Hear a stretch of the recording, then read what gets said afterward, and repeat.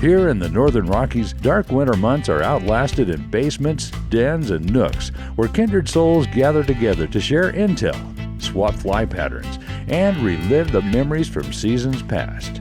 This gathering spot, known locally as the February Room, is the inspiration for this podcast. No matter the season, the door is always open to those with a fly fishing story to tell. Brought to you by CD Fishing USA, the North American distributor for composite development fly rods and accessories. 40 years of Kiwi ingenuity and graphite technology, now available at cd-fishing.us or your local CD USA dealer. Follow us on Instagram, YouTube, and Facebook. And remember to go fishing. Here's your host, the Karnoffs, and this is the February Room.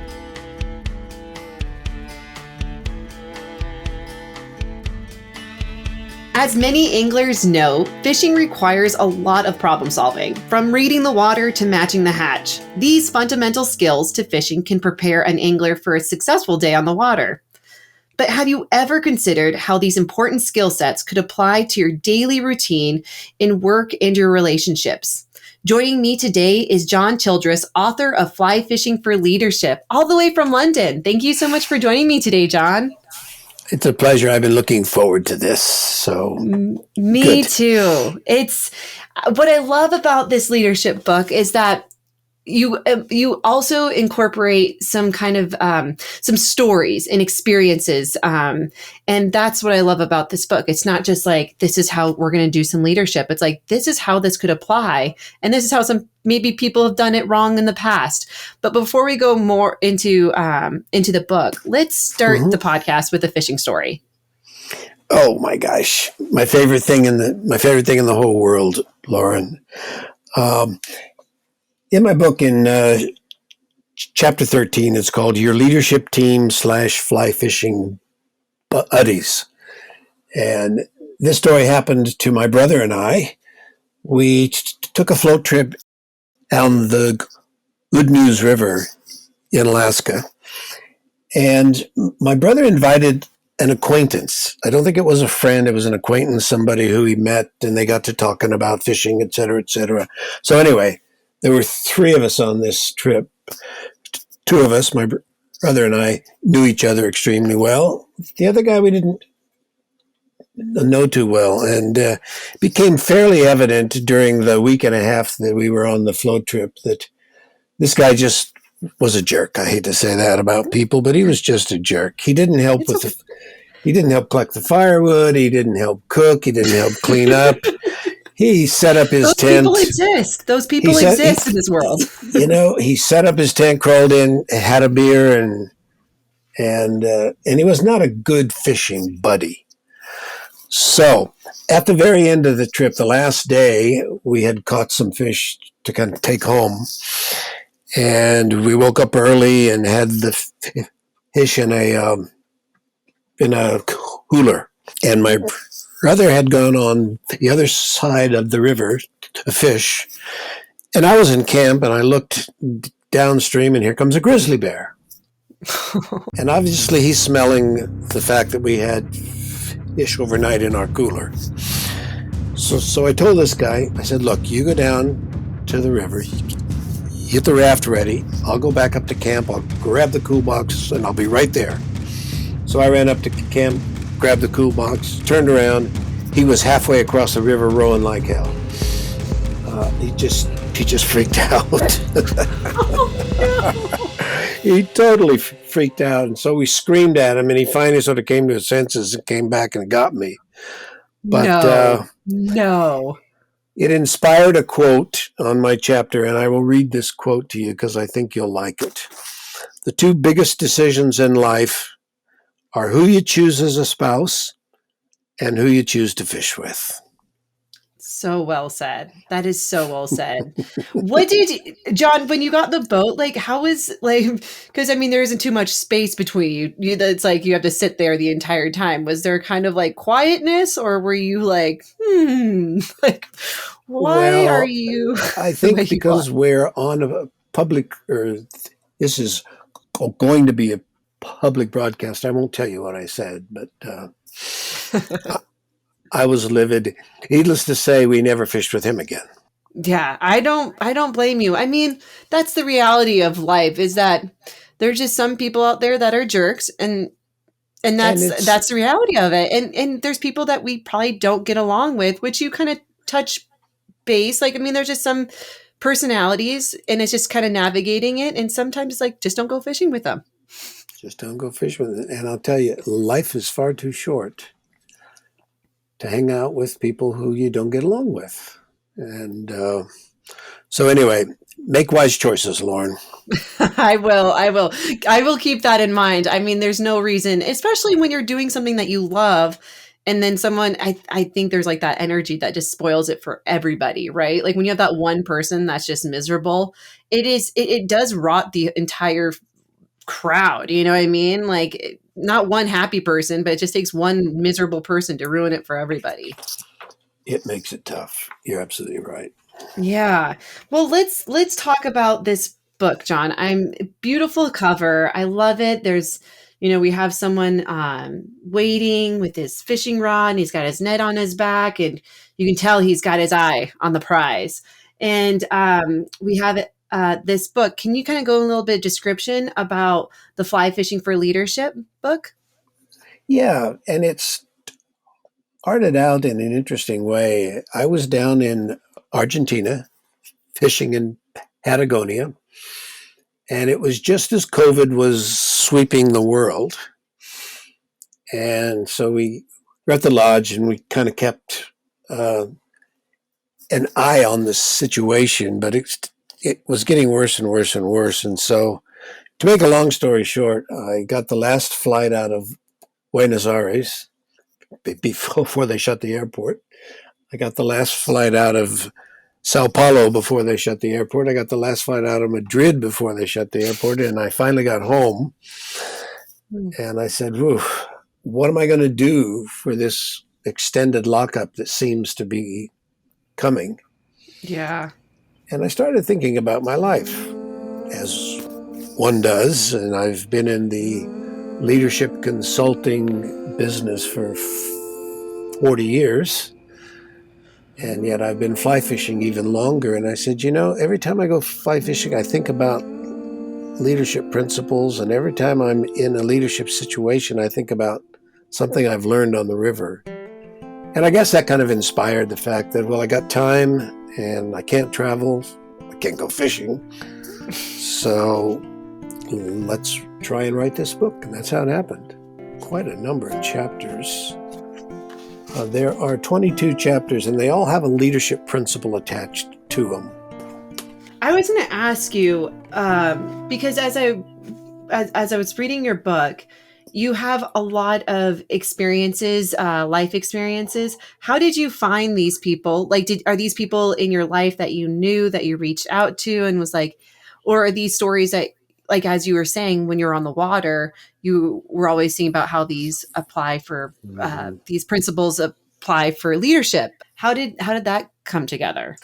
Well, I knew I wasn't smart enough to write a book like this by myself, so I needed to get some input. So I went ahead and contacted a few people and said, look, I'm going to write a book. I need to talk to executives who fly fish, guides, lodge owners, people in the fly fishing industry. How do I contact them?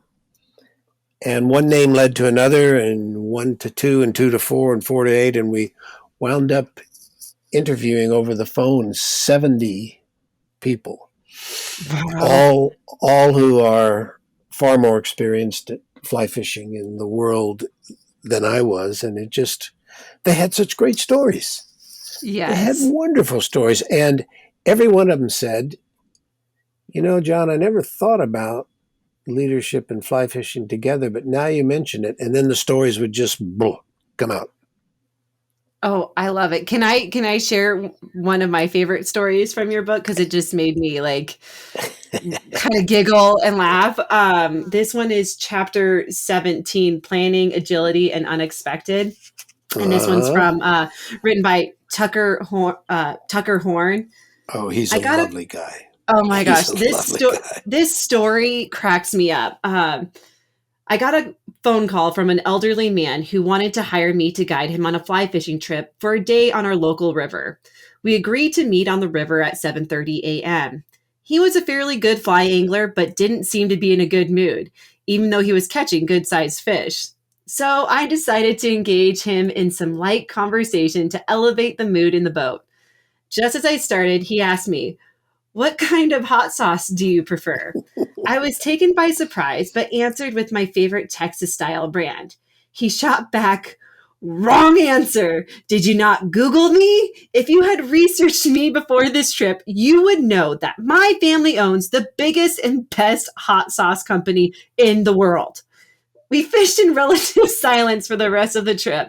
I was embarrassed and got zero tip as well.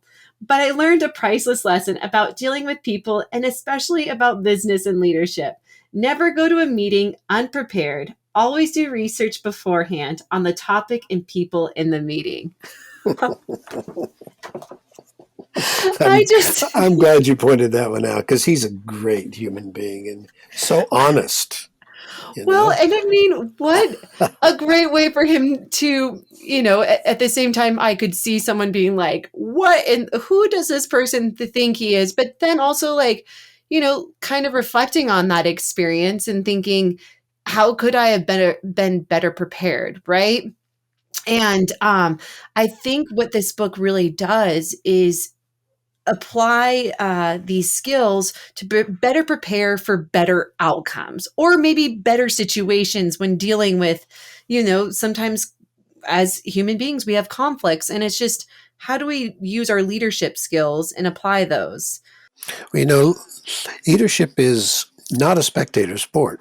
It's a contact sport, and fly fishing is exactly the same. And you've got to make choices in both instances, and understanding about making choices and having the courage to make choices and making choices and then realizing you made the wrong choice and choosing something else is really a part of leadership, and it's a part of fly fishing. Is it fair to say, I'm curious, John, do you think leadership is being lost?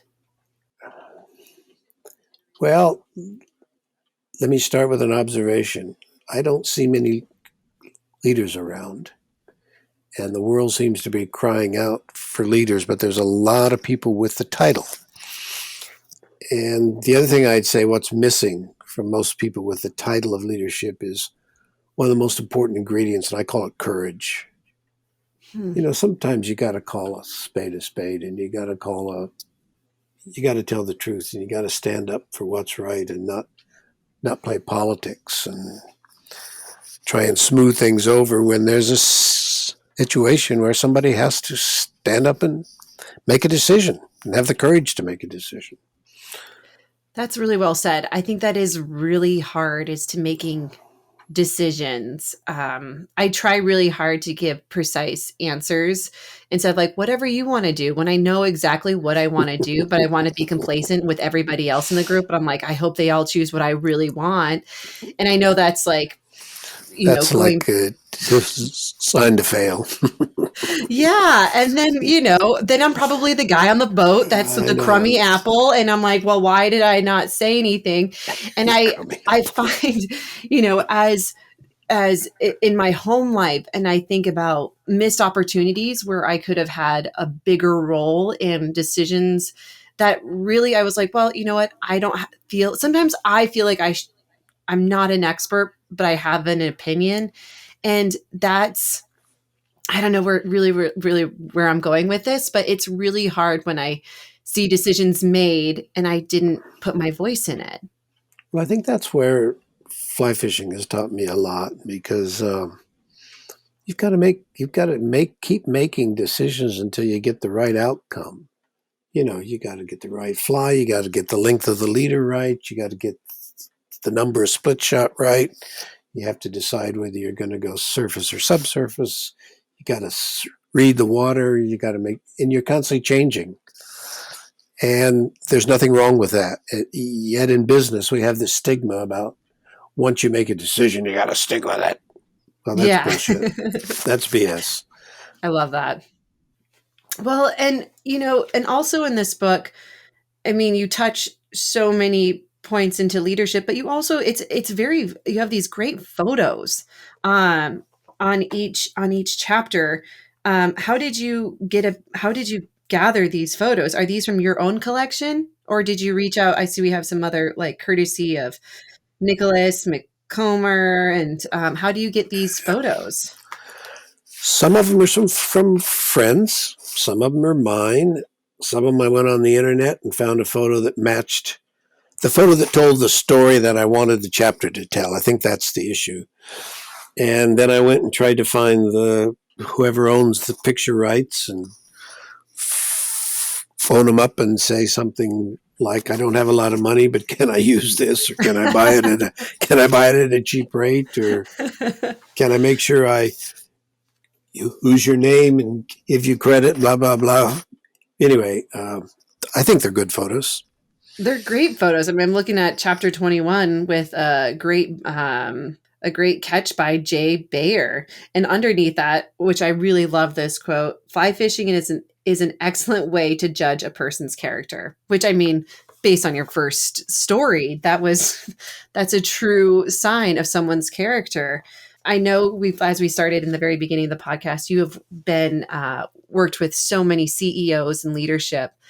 What is some of the biggest characteristics you show? I know we've talked about courage, but what other characteristics are you wanting to see in leadership?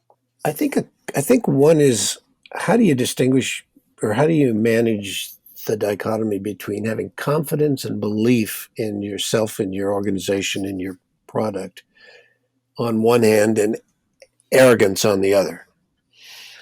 And I think I'd like to read a story in chapter 7, if that's okay, because it starts with confidence and belief.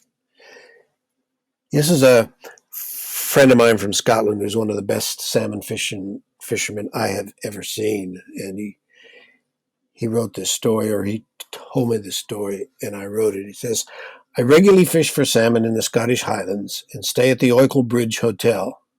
One evening I encountered a hapless fisherman at the hotel bar.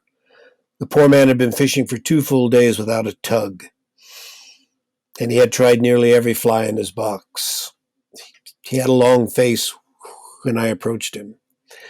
I started a conversation by asking the man how many fish he caught. He lifted his head and said sadly, 'None. How about you?' 'Well, I caught 5 yesterday and 6 today.' The man almost spilled his beer. 'What fly were you using?' My magic fly,' I replied. 'I tell you, this little beauty always catches fish, even when others get skunked.' I then explained to him in great detail how the fly swam through the water, pulsating like a wounded fish, attracting the attention of even the most reluctant salmon. I used my hands to show how the tip of the rod moved to activate the fly in the water. I could see him soaking up all the visual images. At the end of my magic fly story, I reached into my pocket and ceremoniously gave him one. 'I expect to hear some great stories tomorrow evening,' I said, as we broke away for dinner. The next evening at the bar, the man excitingly called me over and couldn't wait to tell me about his day. He explained how he could visualize the fly in the water, how it landed perfectly, how it sank in the current, how it swam, and best of all, he had the pictures on his iPhone of 3 fish. I often tell the story with great delight because that particular fly just happened to be the only one I had in my pocket at the time, and just one of the many flies I regularly fish with. So it's not necessarily the fly or the fly in fly fishing, nor the employee, but it's the confidence you instill in that fly or you instill in that person that really brings out the performance and gets the dynamic leadership and performance that you want. I just thought that was a great story. Oh, that's such a great story. Yeah, having you reread that, I was like, yeah, that is a really good point because I think as an angler, sometimes when in that first like 30 minutes, right, you're fishing and you're not catching anything, your confidence level continues to kind of like go down on the idea that you're going to catch fish, right? You're like, oh, this stinks. I am the worst. But sometimes, and this has happened before, but sometimes when you're with the right person who is instilling this like confidence, like, you know what, right around the bend, this is where it's hot and we've got the right fly. So when you start preparing these, that idea that like, oh my gosh, he's right, like this is where it is, the other part was bad, but this is where it's going to get better. And it's so true, because it, as opposed to if like my guide was like, no, this is all crap, I don't know what's going on today, I'd probably think, oh, we're not going to catch any fish for the rest of the day. This is how the, you know, you set that expectation. But when you set the expectations that there's still hope and that it's not you, it's like the environment, it can change your energy. When you have confidence in yourself, your whole frame of being changes. You just do things better. You're more aware. You know, you watch what's going on rather than be all in your head worrying. And I think one of the big principles of leadership is, one of the big roles of a leader is to instill confidence in people. Because nobody has all the right answers, but, you know, team, we can figure it out. What do you think about the term fake it until you make it? Can leaders do that? I don't know. That term drives me nuts sometimes. That's like, I can't stand, what's the other term? It is what it is. I cannot stand that term either. That's like one of my ones that like just bugs me to no you know, end. I've tried to rationalize that term in my mind. It is what it is, meanings today. Okay, let's not kid ourselves. Let's accurately assess the strengths and risks in this situation. But let's not just leave it at that. Let's do something about it.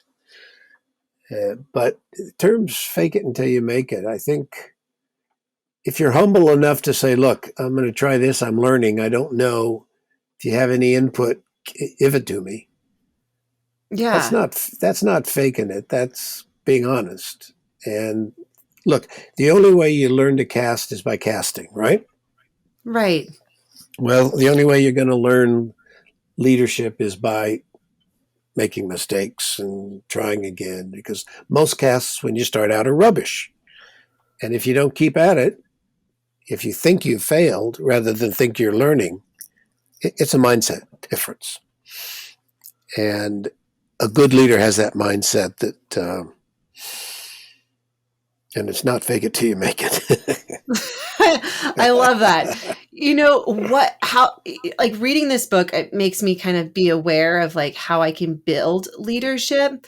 What are ways of practicing that, or being cognitive of being a leader? I think that's where fly fishing really comes in handy, because fly fishing is based on feedback. Everything you do in fly fishing, you get instant feedback, right?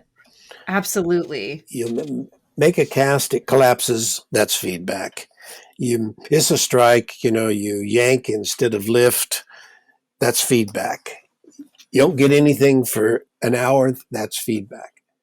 Well, leaders need to realize that feedback is the breakfast of champions. It's the only way we're going to know. It's like a heat-seeking missile. It's constantly off course, but it's constantly correcting. Mm-hmm. And if, as leaders, we're tied into feedback and we're reading the feedback and we're not taking it personally, we're seeing it as information and not how bad we are, then that's a good leadership trait. Feedback is the most important thing. It is the breakfast of champions as far as I'm concerned. Absolutely. And I think what's so hard is sometimes when you hear feedback, you become defensive, right? Like you never want to think of yourself like, oh, why would they say that about I'm not a jerk. that? I'm not a jerk. Or, hey, but sometimes I am a jerk. Yeah. Or, hey, some of the biggest feedback, as I do the podcast, but also my background is video editing. And so a lot of I've actually been probably so accustomed to people just like, rip this out, don't like that. And I feel like I've had this like my face just kind of gets like, okay, I'm just like a machine, right? Like it's not me they don't like, it's just something that I put together. But sometimes I have to say, I take a little offense when people are like, I don't like your music. I'm like, why? Why do you not like my music? What's wrong with your ears? Yeah, what's wrong with your head? I think you are the problem, and you get into this defense, and then you just have to like realize like it's not me that they're not liking, it's just choices, right? Absolutely, Lord. Yeah.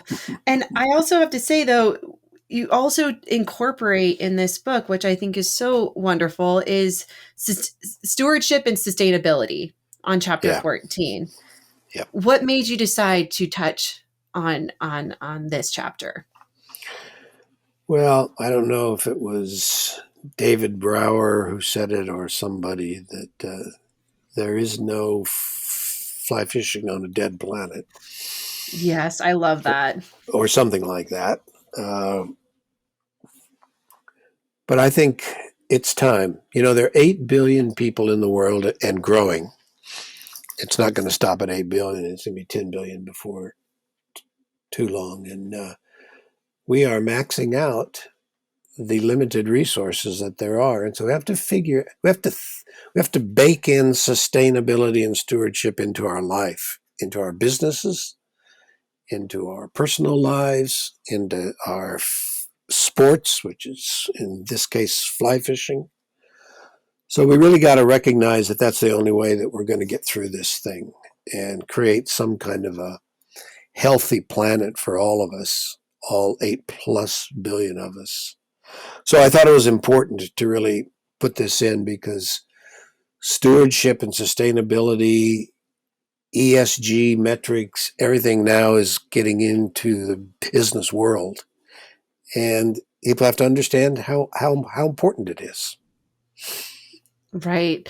And I think that's like individually and on a business level, right? Because we can all do our small part, and we also need like the big leaders to reflect those changes and the stewardship of our planet. Yeah. Business has been taking the resources of the planet for granted and for free for forever.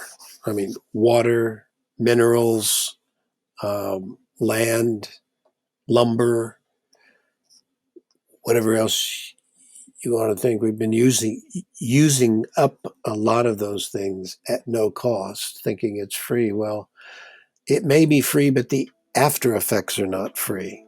And so we have to, as leaders, we have to really look at the whole ecosystem as our domain. To me, Mother Nature is the biggest shareholder. I love that. So we have to get leaders who really have the courage, and there I go back to my notion of courage again. We got to have leaders who have the courage to say, wait a minute, we can do good and make a profit. Yes. I mean, just look at Patagonia, right? That was a stunning announcement. Amazing. That was a stunning announcement. I hope it works out for them. I do too. And I hope it's a wake-up call for a lot of business owners and people to say, hey, there's a better way. We can have both. Without a doubt. Without a doubt. In your experience of working with, really people in high places, have you taken these people fishing, John, and have them experience this type of leadership that we're talking about in your book? I'm glad you asked that question. I have been on trips to Venezuela, Los Roques, and the Amazon, and the Kamchatka, and a few places with a lot of people who are decision makers. And invariably, the conversation will come up to what's going on in my business, and we have an opportunity to kind of share some of these principles. But a friend and I are working on a retreat. We're working on a week-long retreat. It happens to be in the Bitterroot Valley on the Bitterroot River. Nice. We're going to start hosting them hopefully in July and September next year, 2023, and they're all based on this book. And it is a week of coming together, business people, executives, elected officials, whoever wants to come along to get immersed in fly fishing and use fly fishing principles to really learn about leadership development. So it's about people who want to better themselves as leaders. And fly fishing is the perfect vehicle for that. And so we have a lodge. We have a great lodge. It's not rustic. They're going to be well taken care of. They're going to have great guides. They'll have some air conditioning. But we're going to have some deep conversations. And I've got the curriculum all kind of laid out. And they'll be getting a journal and a handbook, and we got principles to talk about. But I believe there's going to be some great fly fishing too. I absolutely love that, John. Now, with that, what kind of can anyone who sign up for this who's just wanting to develop their leadership, or is it more catered towards? It's for anybody. It's for anybody who's the greatest thing about how you develop leadership is through curiosity. We're looking for people who are curious to learn about themselves, their business, their principles, other people, leadership, and improve their fly fishing skills as well. So we're just putting together a website and a brochure and all that about it. So I will let you know as soon as that breaks. How about that? Yes.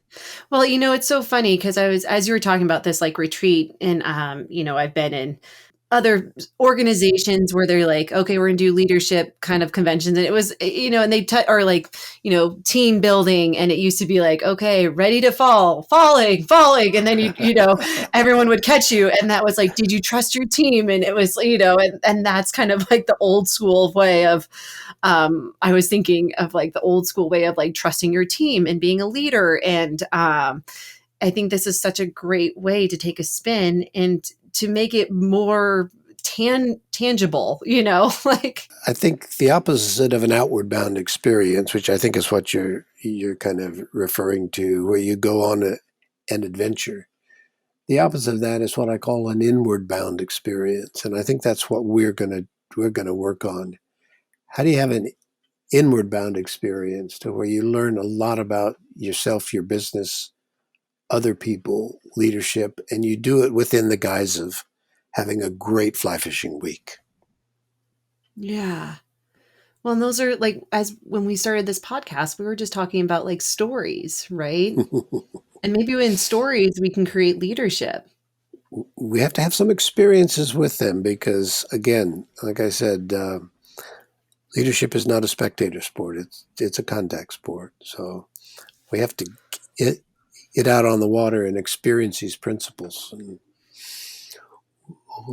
one of my favorite principles, Lauren, is right at the beginning, and it's the foundation for leadership, and that is slowing down to make good decisions.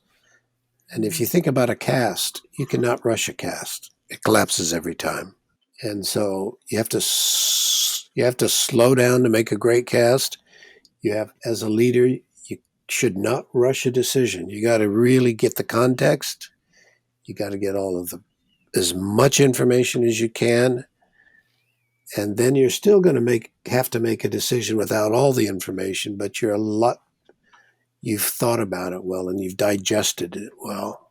Wow, that is so visually. I remember reading that. I think that's visually so true. You cannot speed up a cast. You can't rush a cast.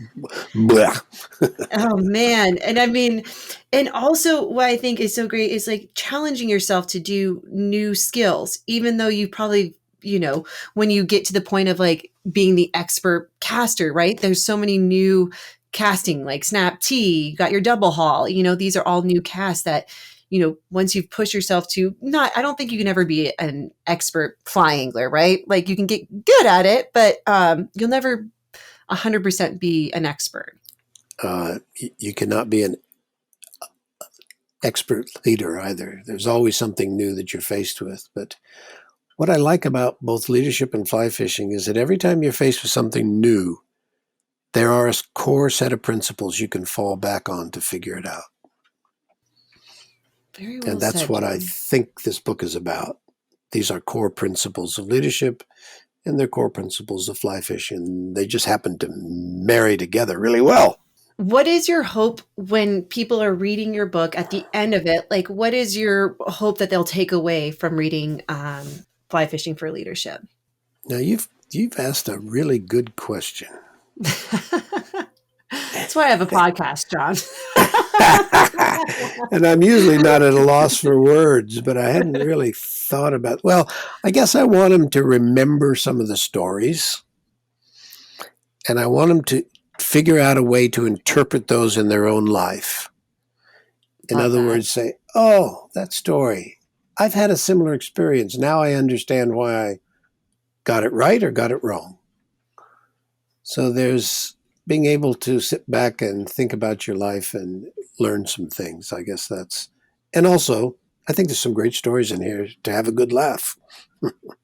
Oh my gosh. I mean, like I said, there's so many great stories. And that's what I like about this book, because you think you're going to open up a book and you're going to read about leadership, but there's so much more into it. There's so much more to this book. There's stories in it, and there's real life experiences that make you laugh. Like I said about the Tabasco hot sauce, I thought was just so funny. And I just like, I'm like, oh, I feel for him, right? You're like, I'm so sorry that you had to go through that. But again, I bet you that guy moving forward is probably like, who am I fishing with tomorrow? Is it somebody? You give me a little bit more information. And who's in this meeting I'm going to, right? Oh, without a doubt. Can we all, honestly, I've had previous experiences in my life where I was not prepared, and I leave that I've left like interviews and I just feel flushed.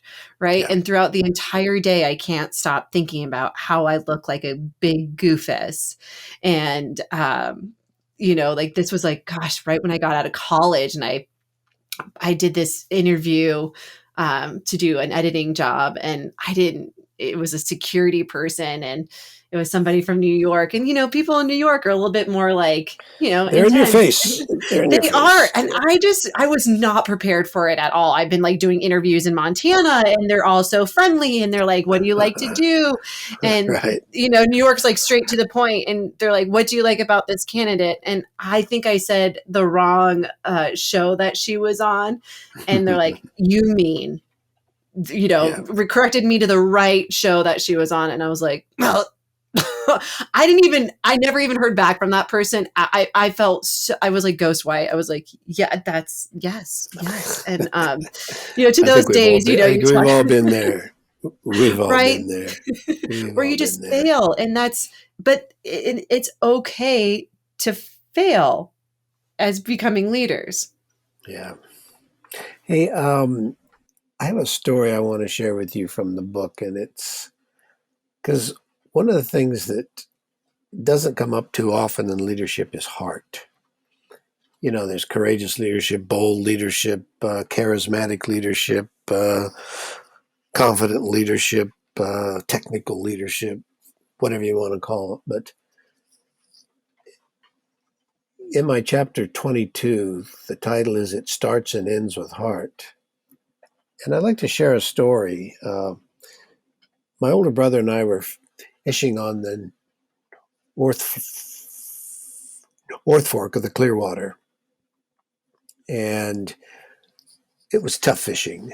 And we were walking along the bank, and we saw this wooden cross hammered into the earth on the bank amongst the ferns and the brush. And it had a straw hat on it. And someone had carved the initials DM into the wood. And my brother and I sat there for a while, and we wondered, now, what is this about? I don't think it's a car wreck, because it was way off the road. So we finally decided it was a memorial to somebody who just really loved that river. So anyway, I wound up writing a blog post about it. And I said, gee, I don't know what this was about, but it seems to me that this is an homage to somebody who loved the river, blah, blah, blah. Anyway, several months later, I received a message in my email from a woman, and let me read it to you. John, thanks for your blog and the photo.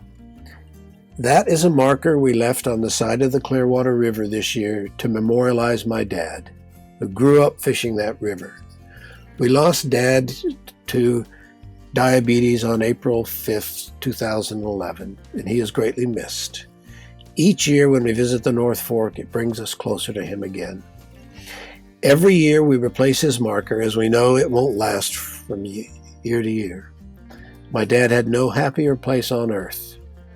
This past year, his mother and brother passed away, and we're going back to the Clearwater, spreading their ashes and placing 2 more crosses. And I just think there's something magical about fly fishing that gets into people's heart, and that story just made me cry. I know. I'm so glad you said something. I was going to try, but yet the authenticity of what the river means to so many. Yeah, it's life. It flows like life. No 2 days on the river are exactly the same. Well, no 2 days in our life are exactly the same. At least they shouldn't be. No, or else we'd be. They'd start. That'd be the movie Groundhog Day, right? That's one of my favorite movies. I love that movie too. It's still so great. Like sometimes you watch some of those movies and you're like, why? What was I ever thinking that this is great? And then you're like, that one, priceless, on ground, and they still play it, don't they? I mean, it used to be on. I don't have cable anymore, but it used to be like play 24/7 on Groundhog Day. Yeah, great way to do. What a great. So, John, if people are interested in, I know they will be.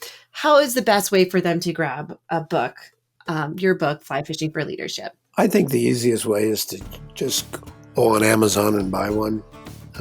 It comes rather quickly, and so that's the best way. I've also got it on my website, and if people want to learn a little bit more about this old guy, they can go to my website, which is www.johnrchildress.com. Go to thefebruaryroom.com, where you can access a complete library of our podcast and read more about our guests, their fishing stories, and favorite fly patterns. We're always looking for exceptional fly fishing yarns, and if you have one to spin, shoot us an email at info@thefebruaryroom.com. The February Room is always free, but if you feel like throwing a nickel in the pond, we appreciate any additional listener support. For companies and individuals interested in sponsorship opportunities, please contact us for our media kit. Thanks for stopping by the February Room, and we'll see you down here next week.